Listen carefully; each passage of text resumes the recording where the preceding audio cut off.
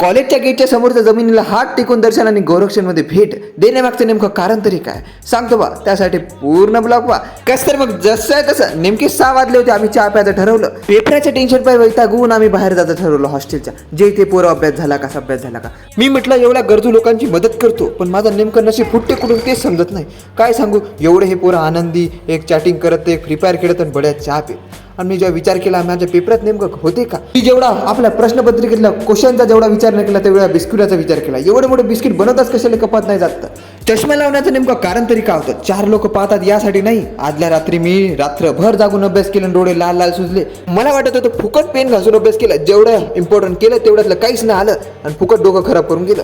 तेव्हा कुठं मी चहा पिला आणि जीवाला कपात बशी आली. ती विचार केला चहात काहीतरी होतं नेमकंच, कारण एवढं मन कसं फ्रेश झालं हे समजत नाही. तुम्हाला सांगतो अख्ख्या कॅम्पसमध्ये असं भेटलं नाही चहा. आजोबापासून तर जवानांपर्यंत सर्व येतात तिथं चहा पिऊन जातात. आणि सांगतो आमच्या पेपराच्या टाईमला तर आम्ही असं विचार करतो कधी पेपर सुटेल ना, आम्ही ग्रुप सर्व जाऊन तिथं पेपर चहा पेट डिस्कशन कसं करू याचाच विचार करत असतो. एवढी भारी सर्व्हिस आणि चहा एवढा अप्रतिम, मन कसं फ्रेश होऊन जाते बा. मी तर म्हणतो एकदा तुम्ही ट्राय करून पहा. चहा एवढा भारी कुठंच नाही भेटल. जाऊ दे. तिथून थेट निघालो. वातावरण एवढं बिघडलं.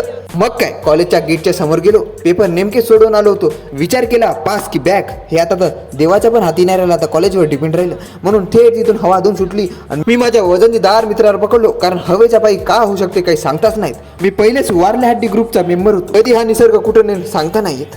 चहा पिऊन का होईना पण मन कसं फ्रेश झालं.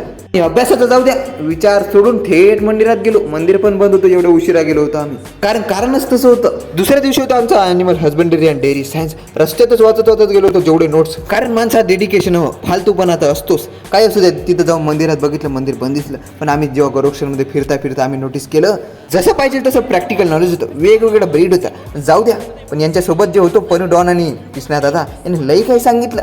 पायापासून तर शिंगापर्यंत सर्व माहिती दिली. कारण मी कुठं खेड्या गावातला, आपल्याकडे कोणत्या गावरान गाई चालतात, या कुठं ब्रीडच्या गाई असतात का नाही. म्हणून कधी आला तर नक्की इथे येऊन भेट द्या आणि बसा पण, नक्कीच छान वाटेल तुम्हाला.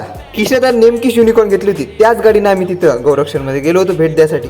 कोणते असे कर्म केले होते का नवीन गाडीने इथे गौरक्षणमध्ये यायला भेटलं म्हणजे काय खरं. आणि तिथून थेट निघालो आम्ही तिघे एका मित्राच्या रूमवर. तिथं जाऊन पाहतो का पोरं अभ्यास करते की काय. थेट गेल्या फक्क लाईट चालू केला आणि पाहत होता का सर्वजण अभ्यास करत होते. असं कधी होऊ शकते का. आपापल्या कामात सर्व बिझी होते. आणि यांचं सांगू का, हे दुसरंच पाहत आणि मग व्हिडिओ काढता म्हणून अभ्यास करायला नाटक करत होते. जाऊ दे, आमचं काम हे होतं. आम्ही चार्जिंगसाठी स्पेशल आलो होतो. मी पण त्याच कामासाठी आलो. मी ते धन्यवाद म्हणतो, तुम्ही असे बाहेर राहून आमचं कधी कामी तरी येतात. गेले मित्र आले म्हणून आम्हाला जागा दिली बसासाठी, त्यांनी धन्यवाद म्हटलं. आणि गेले आम्ही थोडा अभ्यास चालू केला. त्याला 1 शॉट रिव्हिजन केली सर्व याची. तेव्हा मी व्हिडिओ काढायसाठी त्यांना सांगितलं आणि सर्वजण कसे नोट्सकडे पाहून रिॲक्शन कसे देत होतं, जसं की काही समजत आहेस, पण सर्व मनातून हसत होते. आणि जेव्हा मी तुष्म डोळ्यांनी सर्व रूम झाकत होतो तेव्हा मला कळलं बापरे किती पोरं अभ्यास करतात. जिथं तिथं नोट्स दिसतात, असे पानं हालत दिसत. काय सांगू, मी म्हटलं आपणच कुठेतरी मागं राहिलो यांच्या ह्याच्यात. मी जेव्हा यांचं चांगलं निरीक्षण केलं, पोरं हुशार काऊ काजू बदाम खातात तिथं रूमवर, तेव्हा कुठे एवढे मार्क घेतात. धन्यवाद फॉर व्हिडिओ बघण्यासाठी.